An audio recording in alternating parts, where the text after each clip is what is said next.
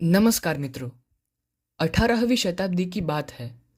तब भारत में यूरोपीय शक्तियों के बीच वर्चस्व के लिए हो रही प्रतिस्पर्धा के कारण कई युद्धों ने जन्म लिया।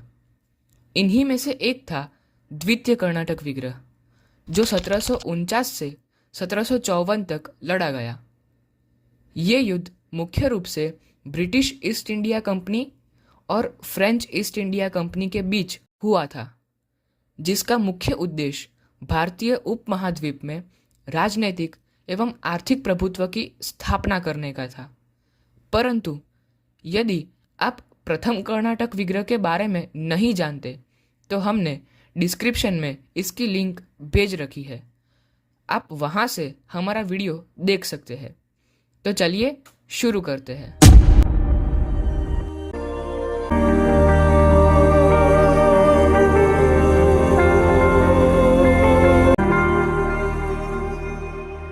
द्वितीय कर्नाटक विग्रह की जड़ें प्रथम कर्नाटक विग्रह के अंत में ही जन्म ले चुकी थी, जो सन 1746 से 1748 के बीच हुआ था। फ्रेंच अधिकारी डुप्ले की महत्वाकांक्षा और अंग्रेजों की शक्ति ने इस संघर्ष को और बढ़ा दिया। इसके अतिरिक्त सभी भारतीय नवाबों और राजाओं के उत्तराधिकार के विषय में भी इन यूरोपीय शक्तियों ने हस्तक्षेप किया। इस युद्ध के मुख्य दो कारण थे, जिसमें से पहला कारण था हैदराबाद और कर्नाटक के उत्तराधिकार का विवाद।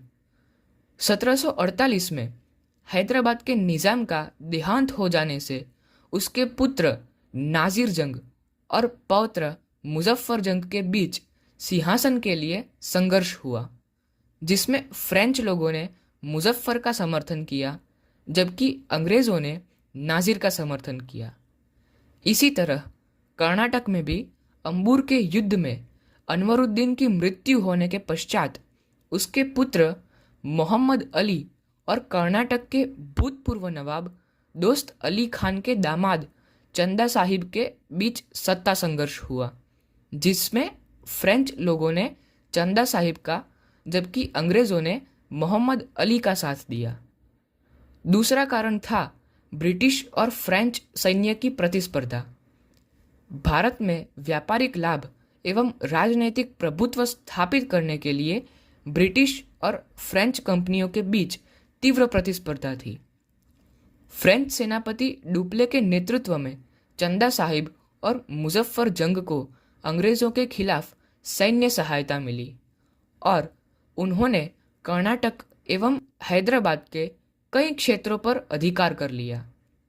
लेकिन अंग्रेजों की ओर से रॉबर्ट क्लाइव ने सैन्य कुशलता दिखाते हुए 1751 में अर्खाट पर आक्रमण कर उसे जीत लिया, जो उस समय कर्नाटक के नवाब की राजधानी थी। यह युद्ध का एक निर्णायक मोड़ था। क्लाइव की इस निर्णायक विजय से चंदा साहिब की शक्ति कमजोर पड़ गई और अंत में उसे मार दिया गया और युद्ध धीरे धीरे अंग्रेजों के पक्ष में झुकता गया। 1754 में पौंडीचेरी की संधि के साथ ये युद्ध समाप्त हुआ। इस संधि के अनुसार मोहम्मद अली को कर्नाटक का नवाब मान लिया गया। फ्रेंच अधिकारी डुप्ले को वापस जाना पड़ा, जिससे फ्रेंच ईस्ट इंडिया कंपनी का प्रभुत्व गिर गया। इस युद्ध से फ्रेंच ईस्ट इंडिया कंपनी की प्रतिष्ठा को गहरा आघात पहुंचा और अंग्रेजों की स्थिति मजबूत हो गई। मित्रों, ये युद्ध भारत में ब्रिटिश सत्ता की नींव को और मजबूत करने वाला था, जिसने ये स्पष्ट कर दिया कि ब्रिटिश ईस्ट इंडिया कंपनी राजनीतिक कूटनीति, सैन्य संगठन एवं सफल नेतृत्व की दृष्टि में फ्रेंच कंपनी से अधिक सक्षम थी।